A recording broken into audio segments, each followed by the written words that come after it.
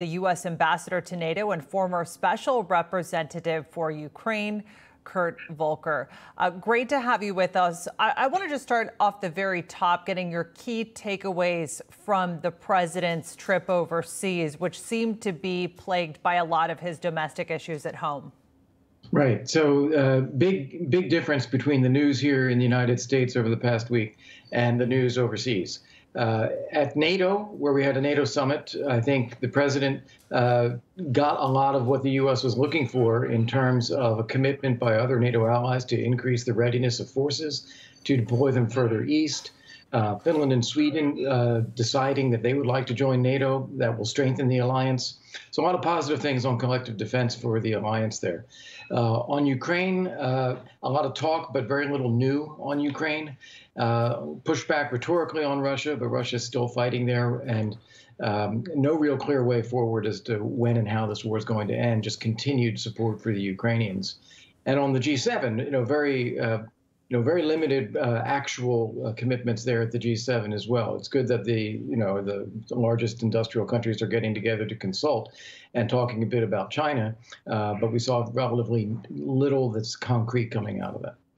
The president had said in his trip overseas that NATO was more unified than ever following Russia's invasion.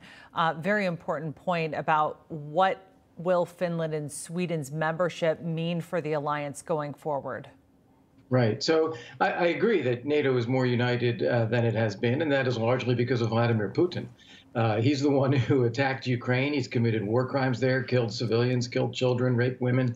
And so all of Europe is now very concerned about this and wants to be sure that the war doesn't spread beyond Ukraine. So this is why Finland and Sweden feel it's no longer safe to be neutral. They want to be part of NATO.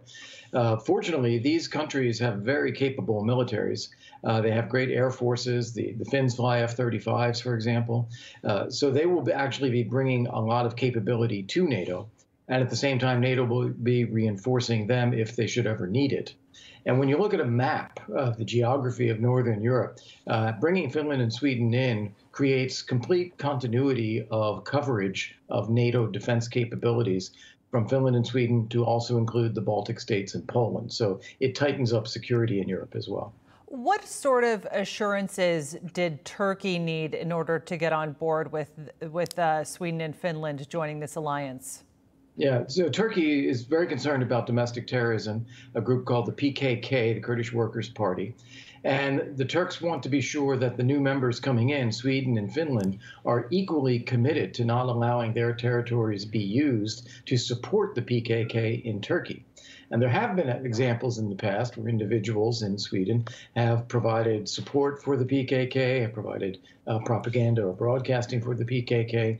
Now, Sweden doesn't support terrorism, neither does Finland. So at a level of principle, they all three agree, the Turks, the Swedes, the Finns, that no support for terrorism. It gets down to then details.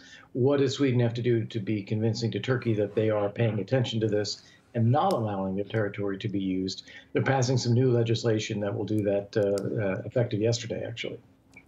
And moving on to a little bit about the president's remarks, and by the way, I completely get your reference. I lived in Turkey and covered many of those domestic issues for a while, so I know that the U.S. support, at least for the YPG in Syria and the fight against ISIS, was highly controversial, and that is a primary concern for Turkey's security.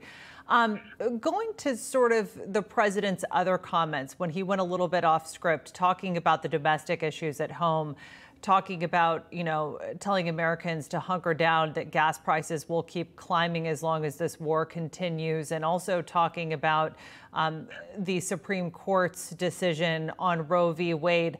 What were the optics of that? I know you mentioned there's a difference in the news cycle between what happens in Europe and what we watch on our TVs here in the U.S., and I completely get what you're saying there. But what were the optics of other world leaders looking at the president when he was making those comments, when they're discussing really important topics that you mentioned, like China and Russia? Yeah, well, different according to the issue. Most Europeans actually support abortion, not the Poles, but many others. And so they are looking at the U.S. Supreme Court decision on abortion as a step backward away from their values. And the president, I think, commenting on that plays to that. And I think that is bringing our domestic politics into a foreign environment, maybe more than we should. When it comes to gas prices, a lot of Europeans are saying, look, we are paying the highest energy prices that we have ever been paying for gas, natural gas, for heating, for electricity. We're paying high fuel prices as well. You're actually not that far above us, maybe even below us in the United States. And this isn't being caused by Vladimir Putin's war. That may be one small factor, but the biggest thing is production and dependency on Russian gas and oil, where the Russians have throttled some of the production to Europe. And this is something where if the U.S. would invest in producing more liquefied natural gas, producing more oil, that would be bringing prices down in the United States. Ambassador, one more question before we go. I want to get your assessment of what the next few months of the war in Ukraine looks like, given the current landscape and the attacks that we're seeing from Russia. Yeah, very interesting, because the Russians have pretty much hit their peak right now.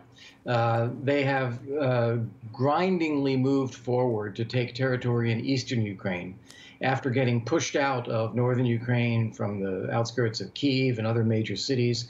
They've tried to consolidate gains in the east. They've gotten about as far as they can get now. Their offensive capability is withering. Now they're going to try to dig in and hold what they've taken. The Ukrainians, on the other hand, are getting some advanced weaponry from the United States. They're integrating that into their forces, and they'll be looking to go on the counteroffensive very soon. So I'd say by the end of the summer, you see a stalemate, and then after that, you're going to see the Ukrainians retaking some territory. And the Ukrainians are absolutely determined to get the Russians out of their country. So they're going to keep fighting throughout the fall. Ambassador Kurt Volker, it's been a pleasure having you on today, sir. We wish you a very happy 4th of July. Thank you, and you too. Thank you.